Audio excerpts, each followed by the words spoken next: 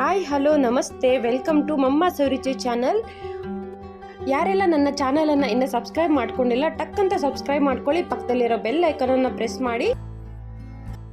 ಇವತ್ತು ನಾವು ಕಲ್ಲಂಗಡಿ ಹಣ್ಣಿನ ಸಿಪ್ಪೆಯಿಂದ ಒಂದು ರುಚಿಕರವಾದಂತಹ ಪಲ್ಯನ ಮಾಡೋಣ. ನಾವೆಲ್ಲರೂ ಹಣ್ಣನ್ನು ತಿಂದು ಸಿಪ್ಪೆನ ಹಾಗೆ ಎಸಿತೀವಿ ಅಲ್ವಾ?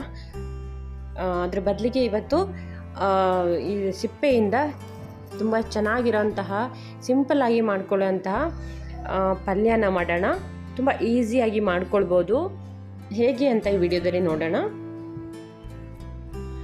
ಫಸ್ಟು ನಾನಿಲ್ಲಿ ಕಲ್ಲಂಗಡಿ ಹಣ್ಣನ್ನು ಒಂದು ಅರ್ಧ ಹೋಳಷ್ಟು ತಗೊಂಡಿದ್ದೀನಿ. ಈ ಅರ್ಧ ಹೋಳು ಇದರಲ್ಲಿ ತಿರುಳನ್ನು ನಾವು ಹಣ್ಣನ್ನೆಲ್ಲ ತಿನ್ಕೊಂಬಿಟ್ಟಿದ್ದೀವಿ. ಈ ಸಿಪ್ಪೆನ ಇವಾಗ ಅದ್ರ ಮೇಲ್ಗಡೆ ಭಾಗ ಇರುತ್ತಲ್ಲ, ಈ ಭಾಗನೂ ಮೇಲ್ಗಡೆ ಭಾಗನೂ ನೀಟಾಗಿ ಸಿಪ್ಪೆನ ಕಟ್ ಮಾಡಿ ತೆಕ್ಕೊಂಡಿದ್ದೀವಿ. ಆಮೇಲೆ ಒಳಗಡೆನೂ ಕೂಡ ನೀಟಾಗಿ ಕಟ್ ಮಾಡ್ಕೊಂಡಿದ್ದೀವಿ. ಕೆಂಪು ಭಾಗ ಎಲ್ಲ ಏನೂ ಇಲ್ಲ ತೆಕ್ಕೊಂಡಿದ್ದೀವಿ. ತೆಕ್ಕೊಂಡು ಇದನ್ನು ನೀಟಾಗಿ ವಾಶ್ ಮಾಡಿಕೊಂಡು ಸಣ್ಣದಾಗಿ ಕಟ್ ಮಾಡಿ ಇಟ್ಕೊಳ್ಳೋಣ. ನಂತರ ಬಾಣಲಿಗೆ 1-2 ಸ್ಪೂನಷ್ಟು ಎಣ್ಣೆನ ಹಾಕ್ಕೊಂಡು ಒಂದು ಸ್ವಲ್ಪ ಜೀರಿಗೆ, ಆಮೇಲೆ ಸಾಸಿವೆನ ಹಾಕ್ಕೊಳ್ಳೋಣ. ಆಮೇಲೆ ಸ್ವಲ್ಪ ಕರಿಬೇವನ್ನು ಹಾಕ್ಕೊಂಡು ಒಂದು ಮೀಡಿಯಮ್ ಸೈಜ್ ಈರುಳ್ಳಿನ ಸಣ್ಣದಾಗಿ ಕಟ್ ಮಾಡಿ ಹಾಕ್ಕೊಳ್ತಾ ಇದ್ದೀನಿ. ಈರುಳ್ಳಿ ಸ್ವಲ್ಪ ಮೆತ್ತಗಾದ್ಮೇಲೆ ಇದಕ್ಕೆ ಟೊಮೆಟೊನ ಸೇರಿಸ್ಕೊಳ್ಳೋಣ. ಟೊಮೆಟೊನು ಕೂಡ ಸ್ವಲ್ಪ ಮೆತ್ತಗಾಗೋವರೆಗೂ ಫ್ರೈ ಮಾಡ್ಕೊಳ್ಳೋಣ. ಆಮೇಲೆ ಕಟ್ ಮಾಡಿ ಇಟ್ಕೊಂಡಿರೋ ಕಲ್ಲಂಗಡಿ ಹಣ್ಣಿನ ಸಿಪ್ಪೆಯ ಸೇರಿಸ್ಕೊಂಡು ಅದನ್ನು ಕೂಡ ಫ್ರೈ ಮಾಡ್ಕೊಳ್ಳೋಣ.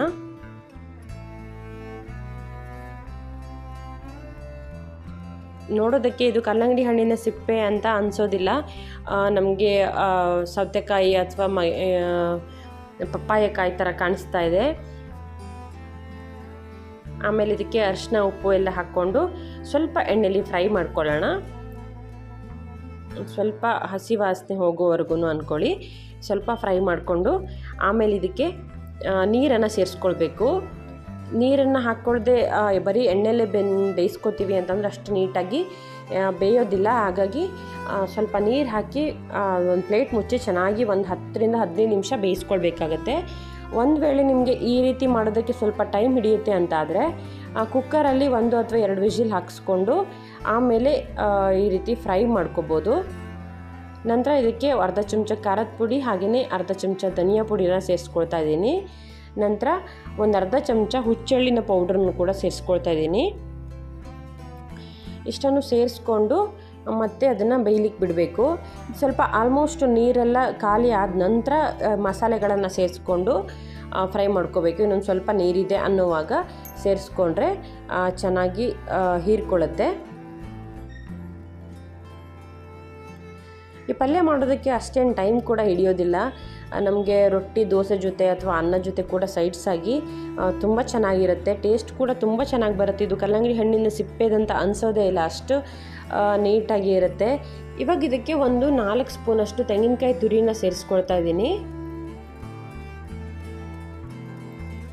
ನೀವು ಇದಕ್ಕೆ ತೆಂಗಿನಕಾಯಿನ ರುಬ್ಬಿ ಕೂಡ ಹಾಕ್ಕೊಳ್ಬೋದು. ನಾನು ಹಾಗೇ ಉದುರಿಸ್ಕೊಳ್ತಾ ಇದ್ದೀನಿ.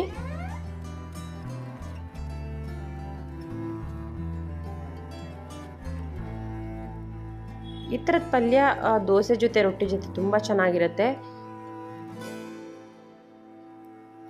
ಆಲ್ಮೋಸ್ಟು ಪಲ್ಯ ರೆಡಿ ಆಗಿದೆ. ಇವಾಗ ಇದಕ್ಕೆ ಕೊತ್ತಂಬರಿ ಸೊಪ್ಪನ್ನು ಸೇರಿಸ್ಕೊಳ್ಳೋಣ.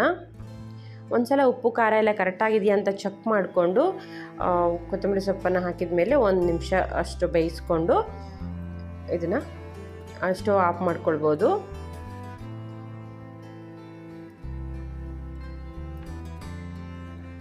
ತುಂಬಾ ಈಸಿಯಾಗಿ ಹಾಗೆಯೇ ಬೇಗನೂ ಕೂಡ ಮಾಡ್ಕೊಳ್ಬೋದು. ತುಂಬ ಸಿಂಪಲ್ಲಾಗಿಯೇ ಮಾಡ್ಕೊಳ್ಬೋದು.